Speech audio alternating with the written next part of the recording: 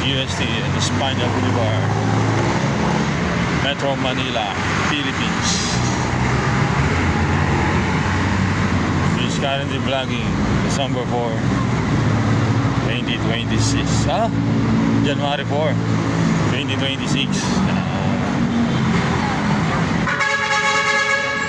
Yun, bigyan ng mga bus.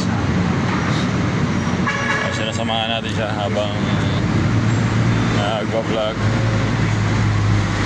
Hindi tayo makapag-live eh. Ayaw magbigay ng sounds ng YouTube. Mukhang nagalit sa kaka-upload delete natin. Bad trip, kaya ganito na lang muna for the meantime. Yun, Espanya, maluwag pa ngayon.